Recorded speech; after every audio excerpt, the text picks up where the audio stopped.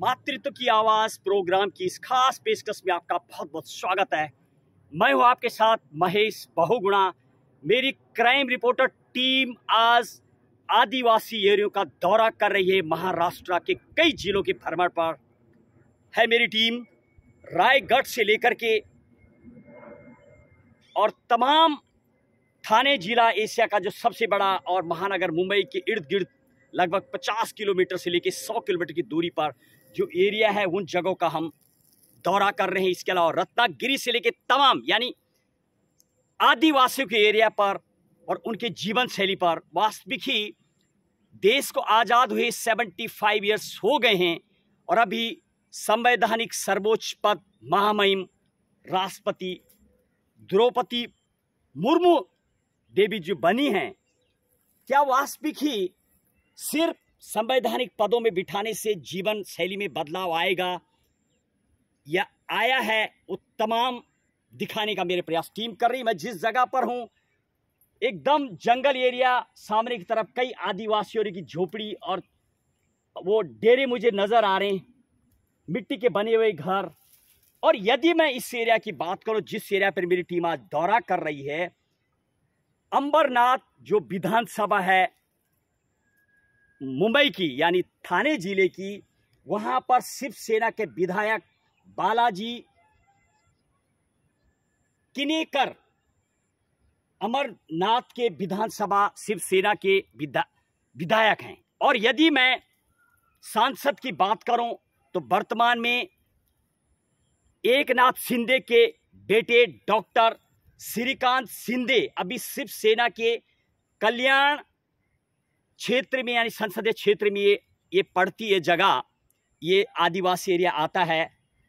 जो कि अभी वर्तमान में यहाँ के सांसद है। यानी आप अंदाजा लगाइए, डॉक्टर श्रीकांत शिंदे वर्तमान जो मुख्यमंत्री है उनके बेटे हैं एकनाथ शिंदे के। उनके क्षेत्र में ये हाल है। जब हम कई जगह पर दौरा कर रहे हैं, हमें 14 साल 11 साल 18 साल तक के बच्चे मिले जो स्कूल नहीं जाते हैं और घरों में यानी उन झोपड़ियों में, उन छानों में, उन जंगलों के बीच में हमें नजर आए जो स्कूल नहीं जाते। आप अंदाजा लगाइए, जब देश आज़ाद हुआ था लगभग 1498 से लेकर के और 1947 तक, और इसके अलावा जो फंडामेंटल राइट बनाया गया, मानो इसका खुला उल्लंघन होता हुआ आर्टिकल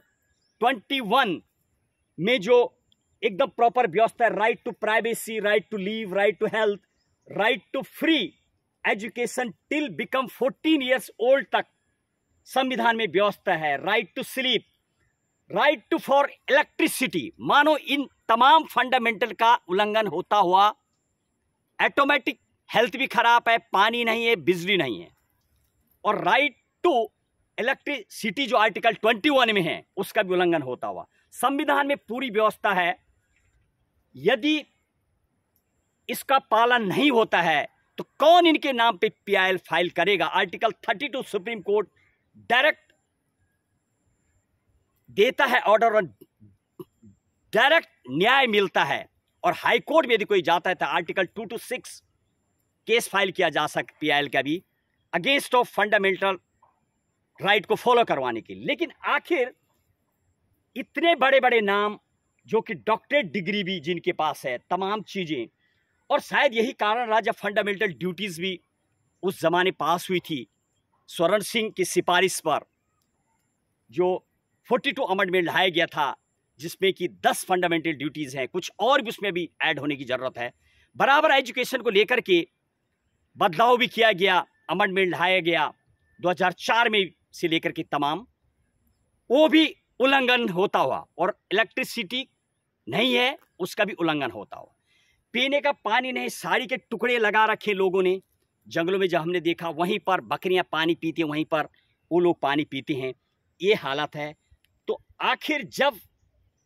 पूरी बहुमत की सरकार है और सरकार कह रही है, और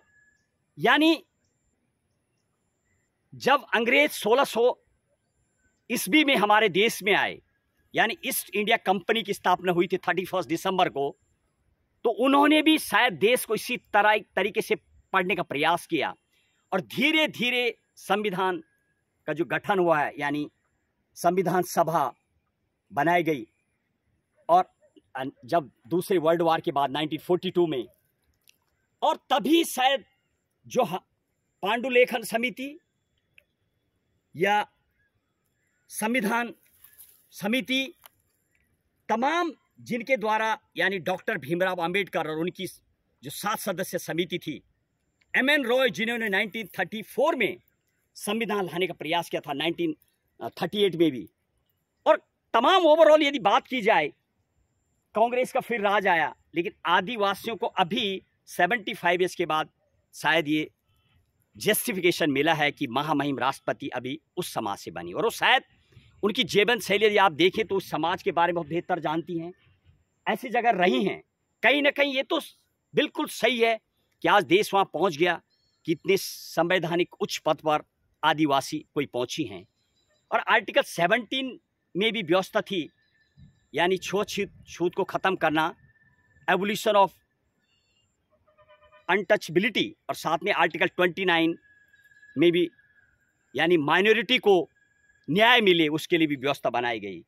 वो भी सब शायद उल्लंघन होता हुआ नजर आता है। कहीं ना कहीं सरकार को चाहिए वो एजेंसी, यदि पद मिला है, और उन लोगों से मैं बात कर रहा था, शायद ये तो वो जानते हैं कि कोई बहुत ऊंचे पद पर उनके समाज की गई हैं, नाम नहीं जानते हैं अक्सर लोग, साथ ही साथ कुछ उम्मीद लेके भी वो बैठे हुए थे, कुछ उनको लगा कि बदलेगा, शायद कहीं ना कहीं उसको पता लगा है। बहुत सारी कई लड़कियां मुझे मिली जो 20 साल उम्र की है, 14 साल की, उन्हें कुछ पता नहीं है,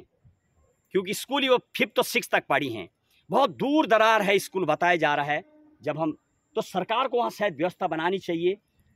और देखिए आज उनके जीवन शैली पर, यानी आदिवासियों के जीवन शैली पर मेरी क्राइम रिपोर्टर टीम की सीधा ग्राउंड जीरो की कवरेज, और हमारी मुहिम न रहेगा भ्रष्टाचार, न रहेगा भ्रष्टाचारी, भ्रष्टाचारियों की खैर नहीं। जय हिंद, जय भारत।